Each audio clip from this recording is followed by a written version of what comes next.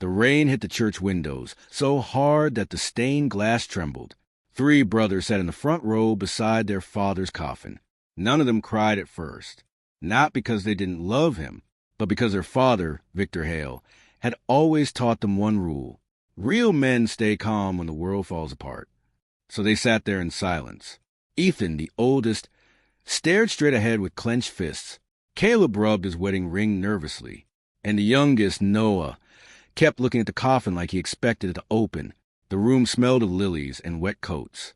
Outside, thunder rolled across the hills. Inside, people whispered, because everyone in town knew the Hale family. Victor Hale was the richest man for 50 miles, owner of farms, construction companies, land, gas stations. Half the town worked for him, and now he was dead. Heart attack, sudden, no warning, no goodbye, only one final letter. The lawyer held it in a black envelope against his chest, and somehow that envelope frightened the brothers more than death itself, because Victor Hale never wrote emotional letters. Every word from him had purpose. Every sentence was a command. Even after death, the funeral ended at sunset. People hugged the brothers. Some cried. Some talked about Victor like he was a legend. Others spoke quietly about the inheritance. Who would get the mansion?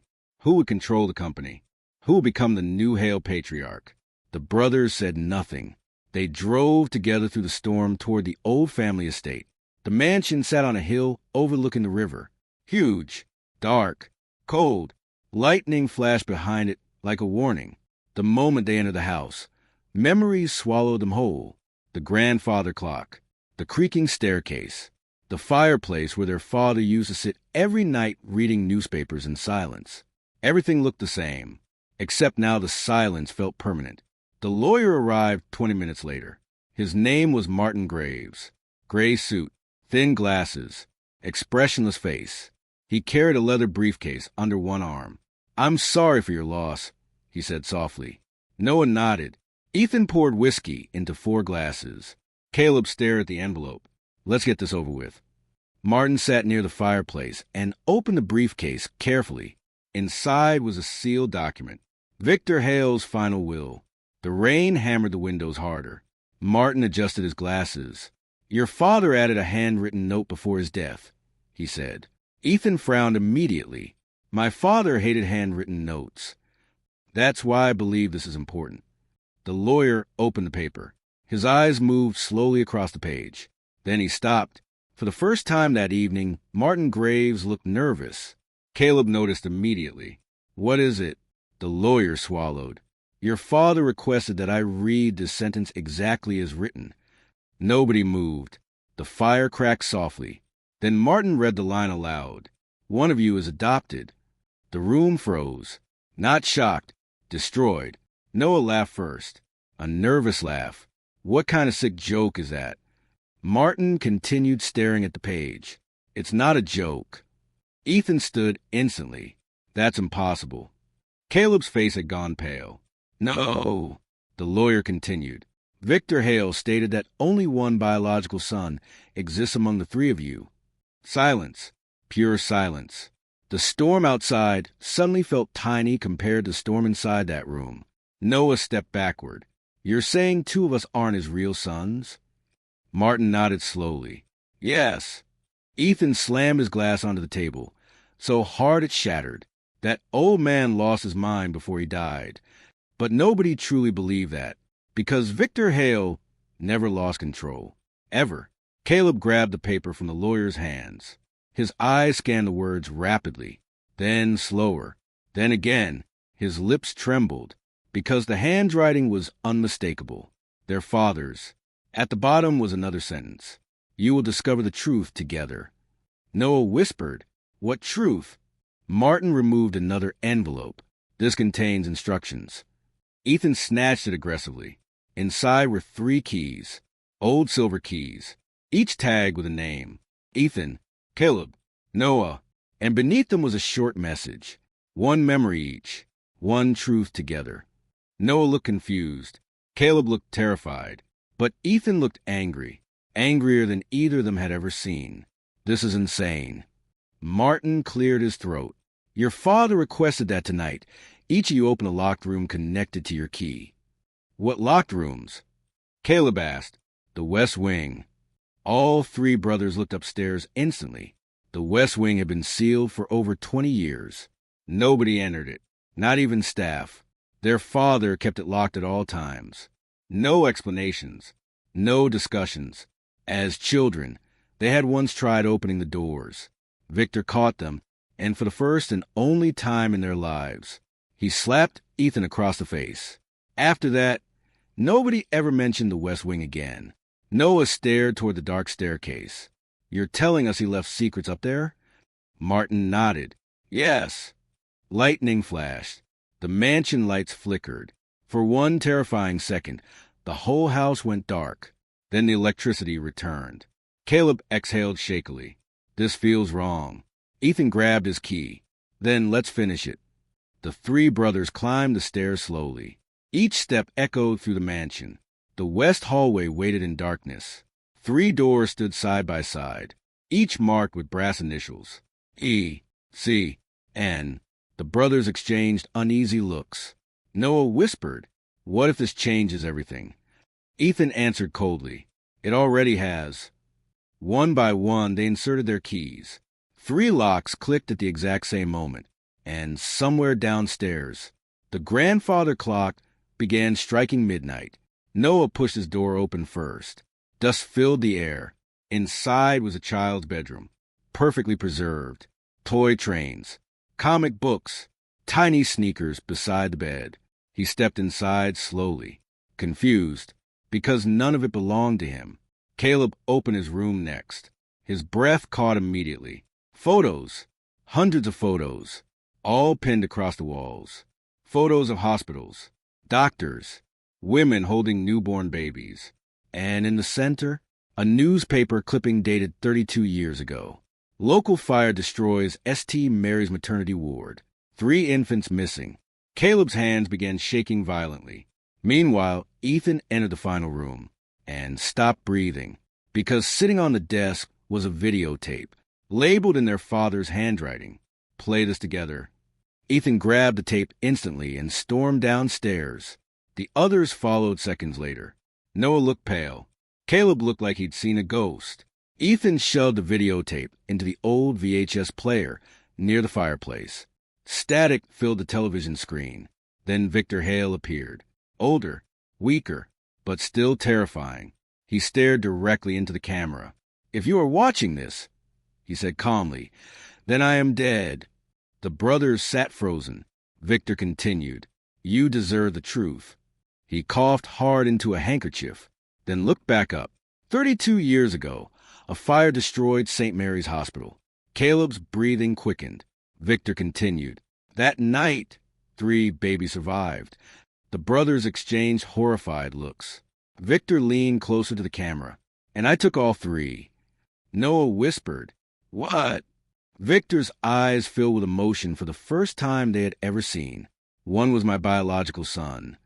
The other 2 were abandoned after the fire, and I made a decision that changed all our lives." The tape crackled softly. Victor continued, "I raised all 3 as brothers." Caleb covered his mouth. Ethan stared at the screen without blinking. Noah's eyes filled with tears. Victor inhaled slowly. But that is not the real secret. Thunder exploded outside. Then Victor said the sentence that shattered them completely. "The biological son was never meant to inherit my fortune." Silence. Noah looked confused. Ethan leaned forward. Victor's voice lowered. "The real inheritance belongs to the child whose mother died saving strangers during the fire." Caleb's face went white. Victor looked directly into the camera again. "I spent 32 years trying to decide whether blood matters more than sacrifice." The tape distorted. Then Victor spoke one final sentence. "And tomorrow you will learn why I could never choose." The screen went black. Nobody moved. Nobody breathed. Then Noah finally whispered, "What does that mean?" But before anyone answered, a loud knock echoed through the mansion. 3 slow knocks. Boom, boom, boom. The brothers turned toward the front door. Martin Graves looked terrified, because standing outside in the rain was a woman, holding another envelope. And when Ethan opened the door, she said 6 words that made all 3 brothers cry instantly. "I know which one is his." The woman stood motionless beneath the storm. Rain poured from the brim of her dark hat. Her hands trembled around the envelope, and yet her eyes were steady, too steady, like someone who had carried a terrible truth for many years. Ethan stared at her first, then at the envelope, then back at her face. "Who are you?" The woman stepped inside slowly. Water dripped across the marble floor. "My name is Eleanor Price." The name meant nothing to Noah, nothing to Caleb, but Ethan suddenly looked tense, because he had heard that name before. Years ago, late at night, his father arguing on the phone in his office. "Don't call here again, Eleanor." At the time, Ethan was only 14. He never forgot the fear in Victor Hale's voice. Martin Graves closed the front door carefully. "You weren't supposed to come tonight," the lawyer whispered. Eleanor looked at him sharply. He lied to them long enough. Caleb spoke next. "You know which one is adopted?" Eleanor's expression changed immediately. "No," she said quietly. "That's not what I said." The brothers exchanged confused looks. Eleanor raised the envelope slowly. "I know which one is Victor's biological son." The room went silent again, because suddenly they realized something horrifying. Those were not the same thing anymore. Noah stepped backward. "You mean?" Eleanor nodded. "Yes. One of you belongs to Victor by blood, and the other 2 do not."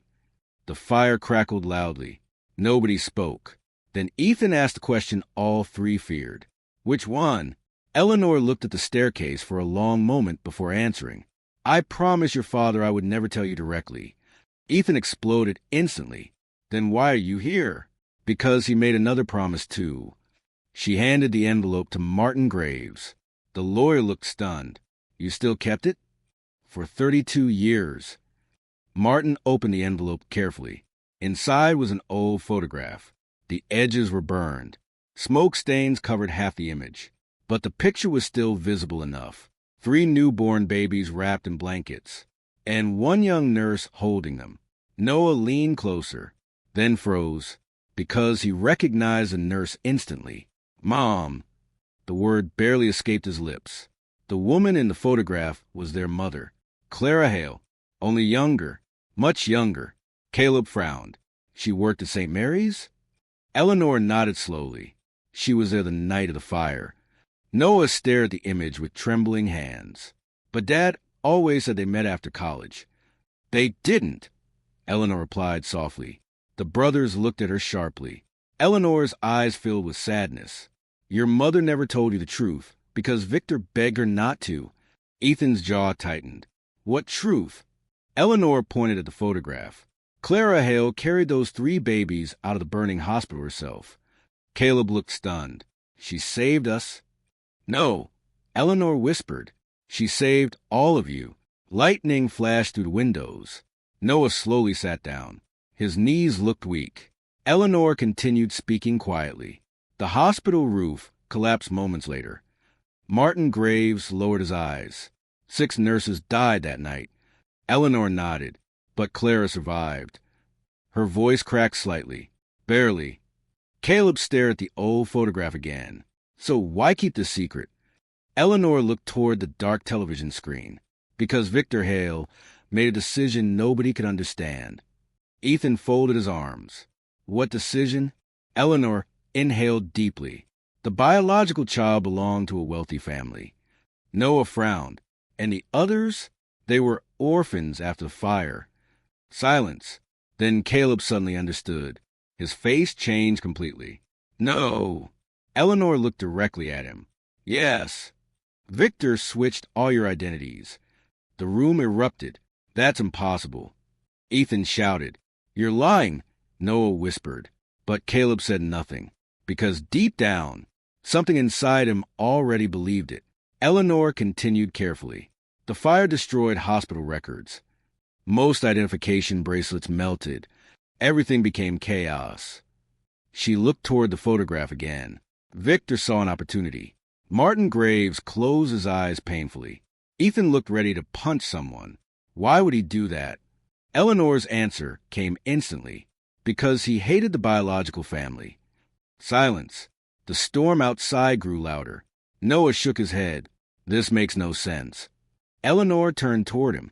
Victor Hale once worked for the Ashford family. All three brothers stiffened. Everyone knew the Ashfords. Old money. Powerful. Cool. For decades, the Ashfords had controlled nearly every business in the county. Victor himself once called them monsters in expensive suits. Eleanor continued. The biological child belonged to them. Caleb whispered, "So one of us is an Ashford?" Eleanor nodded. "Yes." The word landed like poison. Ethan paced across the room furiously. "My father kidnapped a baby?" "No," Eleanor said firmly. "He rescued 3 babies. Then he made a choice." "What choice?" Eleanor looked at Ethan carefully. He decided that blood should not determine a person's future. Noah rubbed his forehead. "This is insane." Eleanor's voice softened. Victor believed the Ashfords would turn that child into another monster. Caleb looked sick. "So he erased identity?" "Yes." "And nobody ever found out?" Eleanor hesitated. Then she whispered, "One person did." The room became still again. Martin Graves looked uncomfortable. Ethan narrowed his eyes. "Who?" Eleanor slowly pointed toward the upstairs hallway. "Your mother?" Noah's eyes filled instantly. She knew. For 32 years. Caleb sat heavily into a chair. "She raised us anyway." Eleanor smiled sadly. "She loved all 3 of you equally." Then her smile disappeared. But keeping the secret destroyed her. Noah looked shattered. Because their mother died 10 years earlier. Cancer. Slow. Painful. And suddenly he wondered if sadness had killed her long before disease ever did. Ethan stared at Eleanor coldly. "You still haven't told us why Dad revealed this now." Eleanor glanced toward Martin Graves. The lawyer answered quietly. "Because the Ashfords discovered the truth." Silence. Pure silence. Then Noah whispered, "What?" Martin walked to his briefcase and removed another file. Inside were newspaper clippings, private investigator reports, photographs. Ethan grabbed the papers aggressively. One headline immediately stood out. Ashford dynasty searches for lost heir. Caleb's heartbeat pounded in his ears. Noah looked terrified. Martin spoke carefully. 6 months ago, Richard Ashford reopened the hospital investigation. Ethan's face darkened instantly. Richard Ashford, the most feared businessman in the state. Ruthless, cold, powerful, and dying. Everyone knew he was sick. Nobody knew how sick. Martin continued. "He believes one of you is his grandson." Noah whispered, "Oh my God!" Eleanor nodded slowly. "That's why Victor finally wrote the truth in his will." Caleb stared toward the fireplace. "So Dad wasn't trying to hurt us?" "No," Eleanor replied softly. "He was trying to protect you." Then Ethan noticed something strange. "You keep saying you." Eleanor looked away. Ethan stepped closer. "What aren't you telling us?" For the first time all night, Eleanor looked afraid. She opened her purse slowly and removed one final photograph. This one was newer, only a few months old. It showed Victor Hale standing beside a young woman. Beautiful, dark-haired, late 20s. She was smiling. Victor was not. Noah frowned. "Who is she?" Eleanor's voice almost disappeared. "Her name is Lily Ashford." Caleb looked confused, but Ethan suddenly froze. Because he recognized her. 3 months earlier, he met her briefly at a charity event in Chicago. They talked for nearly an hour. And for the first time in years, Ethan genuinely liked someone. He even asked for her number. But she disappeared before the event ended. Eleanor looked directly into Ethan's eyes. "She is Richard Ashford's granddaughter." Ethan's stomach dropped. Then Eleanor delivered the twist none of them expected. "And she is dying." Silence. "She has a rare blood disorder." Eleanor continued. "She needs a compatible donor from her direct family line." Noah slowly understood first. His face went pale. "That's why they're searching." Martin nodded. "Richard Ashford doesn't want a grandson back because of love." Caleb whispered. "He wants to save her." Eleanor's eyes filled with tears. Victor knew that once the truth came out, one of you would be forced to choose. The room felt smaller suddenly. Hotter. Harder to breathe. Ethan stared at Lily's photograph again, and for reasons he could not explain, his chest hurt. Noah looked toward his brothers nervously. "So one of us can save her?" Martin answered quietly, "Yes." Then Caleb asked a question nobody wanted answered. "What happens if we refuse?" At that exact moment, headlights appeared outside the mansion windows. Bright, blinding. Several black cars rolled slowly up the driveway. Eleanor's face lost all color. Martin Graves whispered, "They're here." The brothers turned toward the front entrance. Car doors opened outside in the storm. Men in dark suits stepped into the rain. And at the center of them all, an elderly man exited the final vehicle, holding a silver cane. Even from the window, his presence felt terrifying. Richard Ashford. Noah whispered shakily, "How did they find us?" But Ethan wasn't listening anymore, because standing beside Richard Ashford was Lily, weak, pale, and staring directly at him through the glass, as if she already knew exactly who he was. Nobody moved. The black car sat outside the mansion like shadows waiting to enter. Rain slid across the windows. Richard Ashford stood perfectly still beneath an umbrella held by one of his men. Beside him, Lily looked fragile. Her face was pale, her shoulders thin beneath a white coat, but her eyes never left Ethan. And Ethan couldn't look away either. Something about her expression felt strange. Not fear, not anger, recognition, as if she had been searching for him long before tonight. Noah swallowed hard. "What do we do?" Ethan finally stepped toward the front door. "We don't hide from anybody." The word hide left his mouth naturally, without thought, without meaning anything. Still, Eleanor flinched when she heard it. Martin Graves noticed. So did Caleb. But before anyone could speak, Ethan opened the door. Cold wind burst into the mansion instantly. Richard Ashford entered first. Even old and sick, he carried the kind of presence that silenced rooms. Sharp gray eyes, perfect black coat, silver cane tapping against marble. Behind him stood two security men. And Lily. Richard removed his gloves slowly. "Good evening," he said calmly. Nobody answered. His eyes moved across the three brothers carefully, studying them, measuring them. Then he smiled slightly. Victor always was dramatic. Ethan crossed his arms. "You've got nerve coming here." Richard ignored the hostility completely. Instead, he looked toward Victor Hale's empty chair near the fireplace.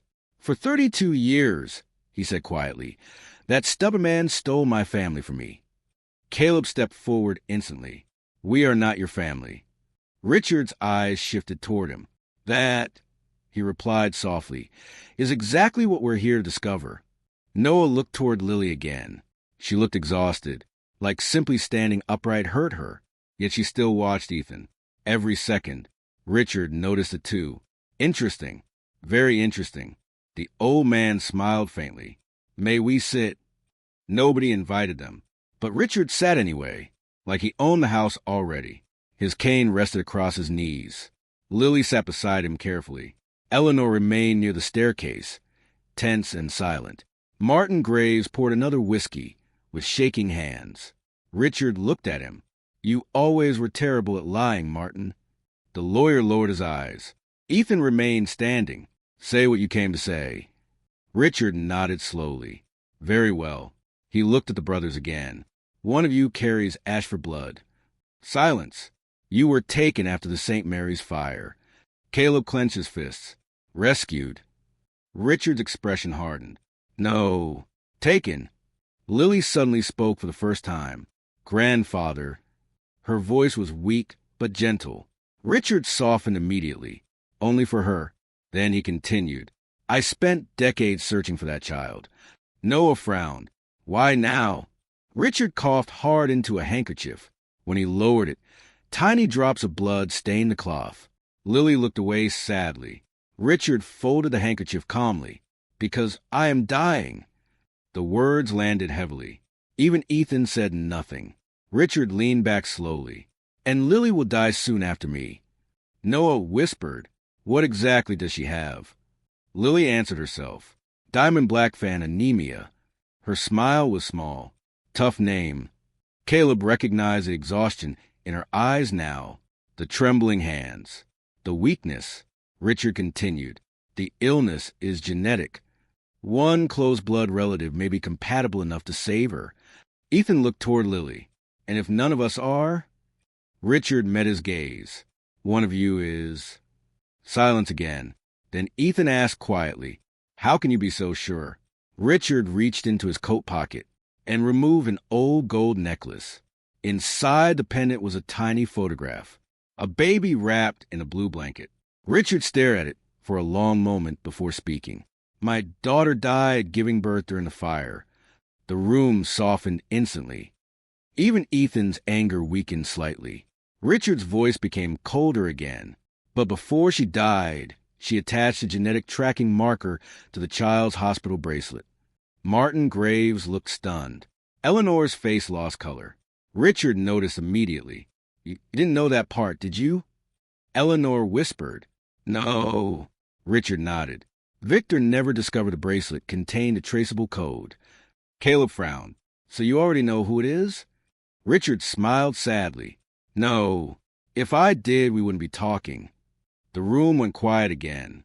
Then Lily reached into her purse slowly. She removed 3 sealed envelopes, one for each brother. I wrote these, she said softly. Noah looked confused. What are they? Lily smiled faintly. In case one of you is my cousin. Nobody moved. The fire crackled louder. Then Ethan finally took his envelope. Caleb followed. Noah hesitated longest. Lily looked at him gently. It's okay. He accepted it carefully. Richard stood slowly with his cane. I've arranged private DNA testing tomorrow morning. Ethan instantly shook his head. No. Richard looked unsurprised. You would refuse to save a dying girl. This isn't about saving her. Ethan stepped closer. This is about ownership. The air tightened instantly. Richard's expression hardened. You sound like Victor. Good. For several seconds, the two men stared at each other. Same pride, same stubbornness, same fire. Then Lily suddenly coughed violently. Blood touched her lips. Noah moved instinctively toward her. So did Caleb. But Ethan froze, because Lily's eyes locked onto his again during the cough. And somehow she smiled, even while suffering, even while bleeding. That smile hit Ethan harder than anger ever could. Richard helped her stand carefully. We'll return tomorrow. He looked at the brothers one final time. Whether you like it or not, the truth is coming. Then they left. The black cars disappeared into the store minutes later. Silence swallowed the mansion. Nobody spoke for a long time. Finally, Noah sat heavily on the couch. This can't be real. Caleb stared into the fire. But it is. Ethan remained standing by the window, watching the rain. Watching the empty driveway, watching the place where Lily had stood. Eleanor approached quietly. You shouldn't trust Richard Ashford. Ethan didn't turn around. And why should we trust Victor? That question hurt more than shouting, because nobody had an answer. Martin Graves loosened his tie slowly. There's something else. All 3 brothers looked toward him immediately. Martin looked deeply uncomfortable. Victor gave me instructions in case Richard Asher appeared before the DNA results. Noah frowned. What instructions? Martin removed a small key from his pocket. Bronze. Old. There's another room beneath the mansion. Caleb blinked. What? Eleanor looked shocked. No. Martin nodded weakly. Victor called it the archive. Ethan finally turned away from the window. What's inside? Martin swallowed hard. Everything. The basement door was hidden behind the wine cellar. None of the brothers had ever seen it before. The staircase downward was narrow and cold. Dust covered the walls. At the bottom stood a heavy steel door. Martin inserted the bronze key carefully. The lock clicked. Then the door opened slowly. The brothers stepped inside and instantly understood why Victor kept it secret. The room was enormous. Shelves lined every wall. Boxes, files, photographs, medical records, newspaper clippings, audio tapes, dozens and dozens of them. Victor Hale had spent 32 years documenting everything. Noah whispered, Oh my God! Ethan walked deeper into the room slowly. In the center stood 3 identical boxes, each labeled with a brother's name. Caleb, Noah, Ethan. Caleb approached us first. Inside were school drawings, report cards, birthday cards from their mother, tiny memories carefully preserved. Noah opened his next. Football medals, childhood photographs, letters from Clara Hale, each one ending with the same sentence: "You are loved beyond blood." Noah began crying quietly, but Ethan never opened his box, because something else caught his attention. A 4th box, hidden slightly behind the others. No name written on it, just one date: October 14th, the date of the hospital fire. Ethan lifted the lid slowly. Inside was a single videotape and one photograph. The photo showed Victor holding a baby beside the burning hospital. But that wasn't the shocking part. The shocking part was a woman beside him, Clara Hale, holding another child, and standing behind them, Richard Ashford, young, terrified, reaching toward the babies. Ethan stared at the image in disbelief. Why was he there? Martin took the photograph carefully. Then his face changed completely. "What is it?" Caleb asked. Martin pointed toward the corner of the image. Near the smoke, near the flames, another figure stood partially visible. A man, tall, watching them. Noah frowned. "Who's that?" Eleanor stepped closer. The second she saw the figure, she gasped, then whispered 6 words that changed everything again. "That man died 20 years earlier." The basement suddenly felt colder. Nobody spoke. Nobody even breathed properly. Eleanor stared at the photograph like she had seen a ghost. Her hands trembled violently. Caleb looked between her and the image. "You know him?" Eleanor didn't answer immediately. Instead, she stepped backward slowly, almost afraid of the picture itself. Martin Graves frowned. "Eleanor," she finally whispered, "that's Daniel Mercer." Noah blinked. "The senator?" Eleanor nodded weakly. Every person in the state knew the name. Daniel Mercer, a famous politician, charismatic, powerful, dead for over 20 years after a boating accident. Or at least, that's what everyone believed. Ethan grabbed the photograph again. The blurry man near the flames wore a dark coat and gloves. His face was partially hidden by smoke, but the jawline was unmistakable. Sharp, confident, dangerous. Caleb shook his head slowly. "That can't be him." Eleanor's eyes filled with fear. "Yes," she whispered. "It can." Martin looked disturbed. What was Mercer doing at the hospital fire? Nobody answered. Then Noah suddenly noticed something else. "Wait!" He pointed toward the photograph. "Why is Richard Ashford reaching toward only one baby?" Silence. The brothers leaned closer. And he was right. Richard Ashford's arms stretched toward the child Victor held. Not the baby Clara carried. Not the 3rd child hidden beneath blankets near the ambulance. Only one. Ethan looked toward Eleanor sharply. Which baby was his? Eleanor looked trapped, like every answer would destroy someone. Martin stepped forward carefully. "You need to tell them everything now." Eleanor closed her eyes, then nodded once, slowly, painfully. The baby Victor held belonged to the Ashford family. Noah exhaled shakily. "So the biological son." "Yes." Eleanor looked toward Ethan, and Victor ran away with him. Silence crashed through the room. Ethan's chest tightened, not because of the words, because of the way she looked at him while saying them. Caleb noticed immediately. So did Noah. Ethan stepped back slowly. "No." Nobody responded. His voice became harder. "No." Eleanor's eyes softened sadly. "You have his eyes." The room spun. Ethan laughed once. A broken laugh. "This is ridiculous." But deep down, he remembered something. Something small. Something stupid. Years ago, when Ethan was 16, Victor Hale got drunk exactly one time in his entire life. One time, late at night, Victor stared at Ethan and whispered, "You fight like that man." At the time, Ethan never understood. Now his blood ran cold. Caleb stared at Ethan carefully. "You think it's true?" Ethan snapped instantly. "I said no." But his voice cracked, and everybody heard it. Noah rubbed his face nervously. So if Ethan's the biological son, Eleanor interrupted softly. That still doesn't explain Daniel Mercer. Martin nodded grimly. She's right. He looked toward the shelves, then began searching through boxes rapidly. Old files scattered across the table. Dust filled the air. Finally, Martin froze. I found something. The brothers gathered around him. Inside the folder was a newspaper clipping dated 1 week before the hospital fire. Senator Daniel Mercer, investigated for human trafficking connections. Noah's stomach dropped. What? Eleanor looked sick. Martin continued reading. The investigation disappeared after Mercer's death. Caleb frowned. So, what does that have to do with us? Martin pulled out another document. This one was handwritten. Victor Hale's writing. The room became silent again. Martin read aloud slowly. If my sons discover this, then the truth survived longer than I expected. Ethan clenched his jaw. Martin continued. The fire at St. Mary's was not an accident.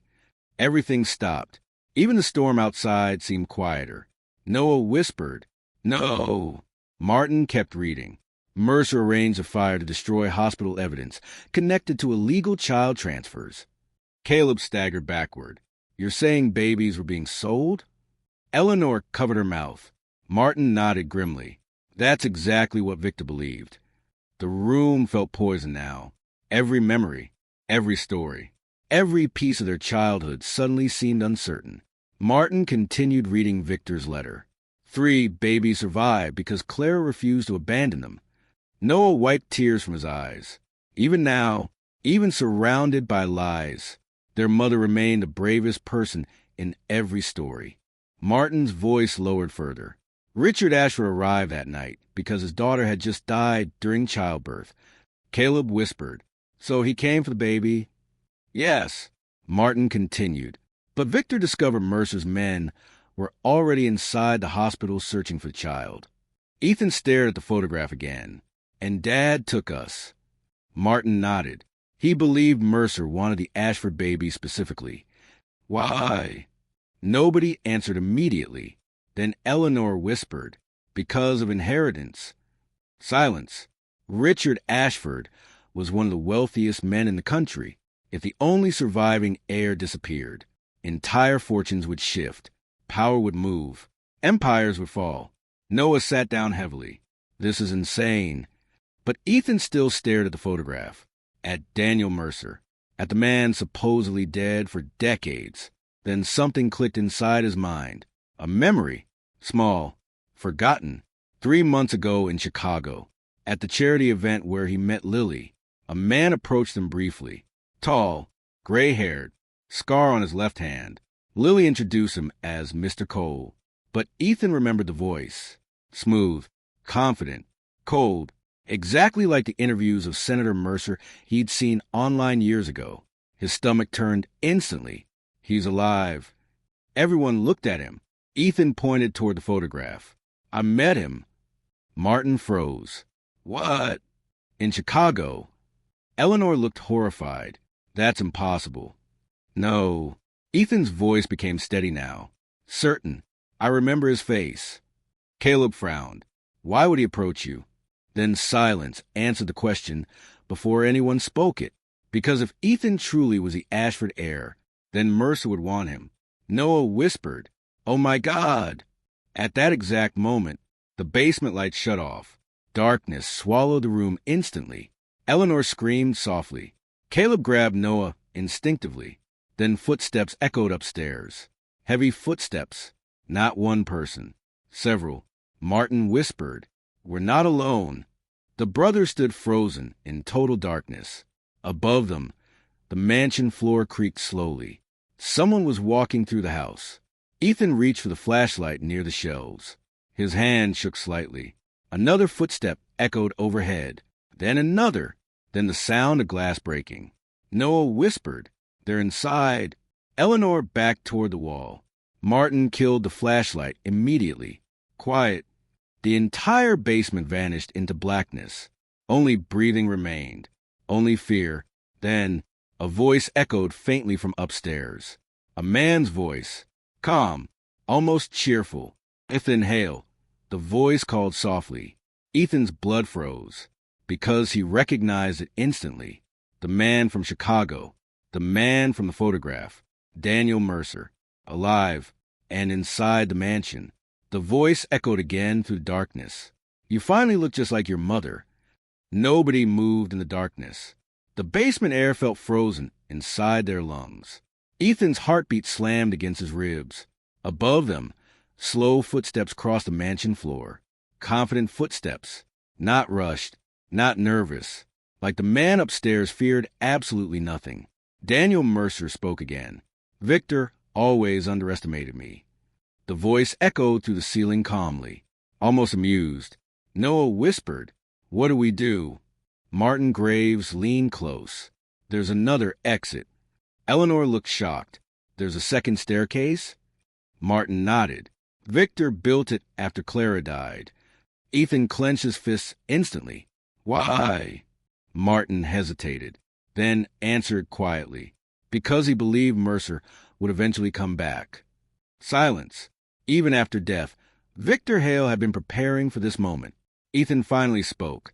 "Take Noah and Caleb out." Caleb looked furious. "We're not leaving you." "Yes, you are." "No." Ethan turned toward him sharply. "This man burned a hospital." "Upstairs," Mercer laughed softly. "You still protect your brothers first." The basement fell silent again. Mercer continued. "That's exactly like her." Ethan's stomach twisted. Her. Not Victor. Not Richard Ashford. Someone else. Mercer's footsteps stopped directly above them. Then came 6 words that shattered Ethan completely. "You were never Victor's greatest secret." Eleanor covered her mouth instantly. Martin looked terrified. Caleb stared at Ethan. Noah whispered, "What does that mean?" Mercer answered from upstairs. "It means your father lied to all of you." The floorboards creaked slowly. Then Mercer's voice lowered, especially about Ethan. Ethan stormed toward the basement stairs immediately. Martin grabbed him hard. "Don't." But Ethan ripped free. "I'm done listening from the dark." He climbed upward 2 steps at a time. Caleb followed instantly. Then Noah. The basement door burst open. The mansion above stood dimly lit by lightning flashes outside. Broken glass covered the floor near the dining room windows. Cold rain blew through the shattered opening. And standing beside the fireplace was Daniel Mercer. Older now, gray hair, expensive coat, scar across his left hand. Exactly the man Ethan remembered. 2 armed men stood behind him silently. Mercer smiled when he saw Ethan. Not surprised. Proud.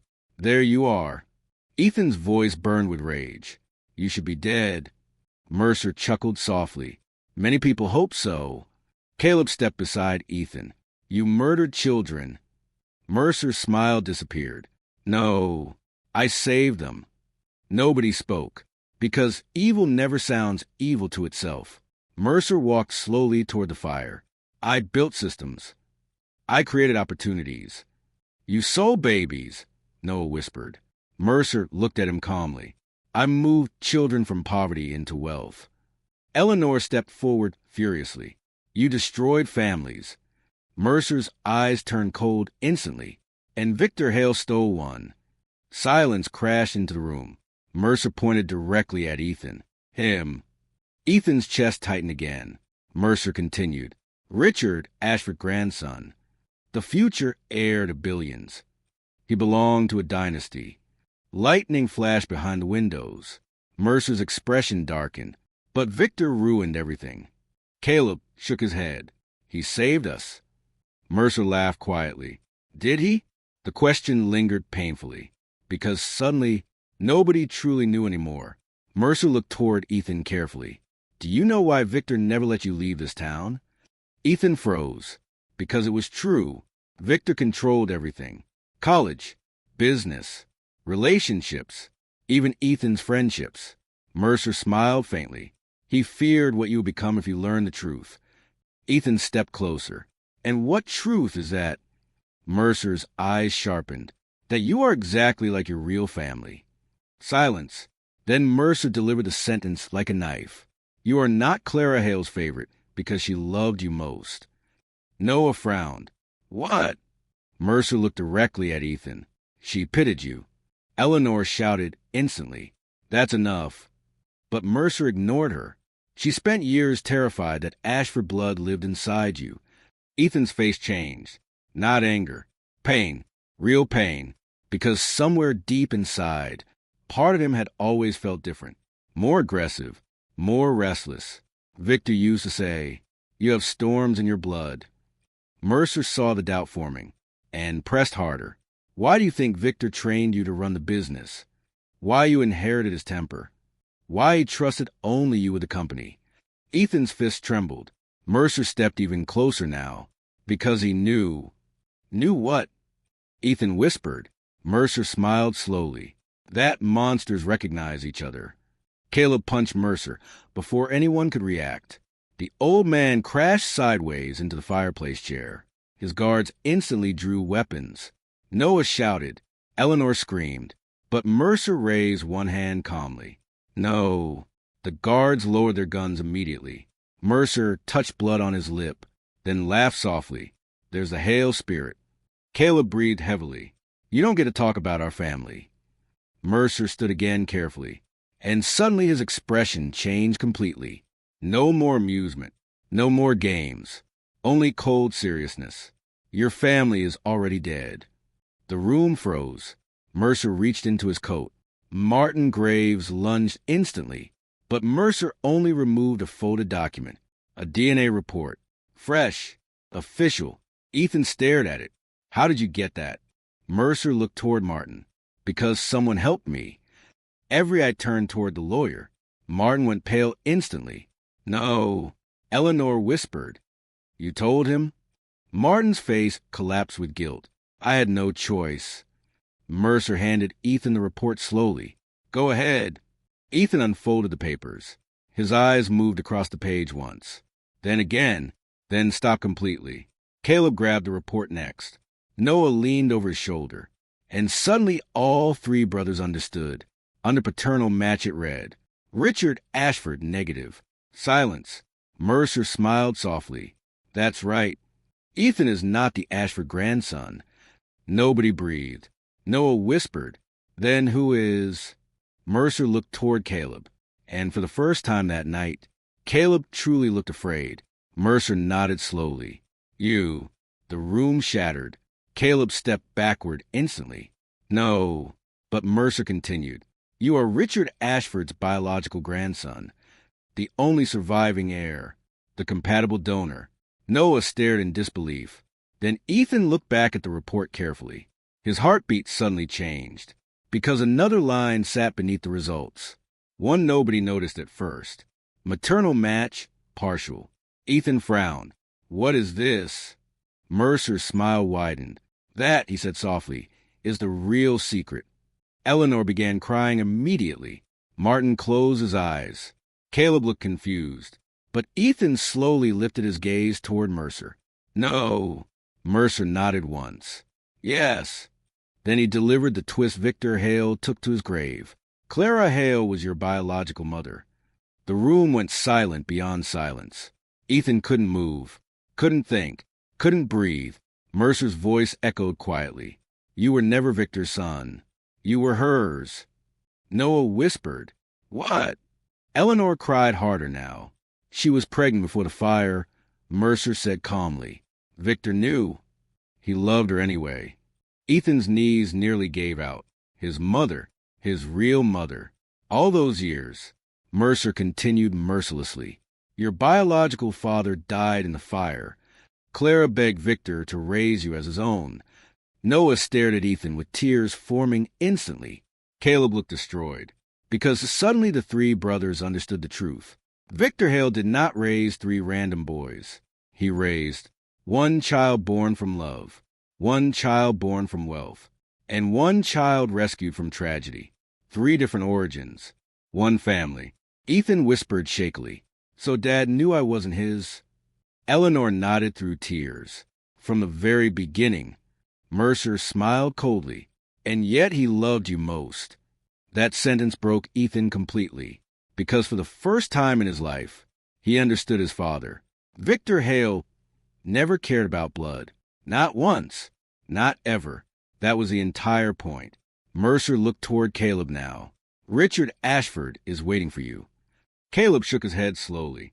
No, you are his family. No, you can save Lily. Caleb's voice cracked. They are strangers. Mercer stepped closer. They are your blood. Then Ethan finally spoke again, quietly, but with terrifying calm. No, Mercer frowned. Ethan looked directly into his eyes. Caleb is my brother. The room became still. Ethan stepped beside Caleb. Then Noah joined them too. 3 brothers. Together, exactly as Victor Hale intended. Mercer's expression hardened. You're making a mistake. Ethan answered instantly. No, you did. Lightning exploded outside the mansion. Then another voice suddenly echoed from the front doorway. Weak, shaking, but familiar. He's right. Everyone turned.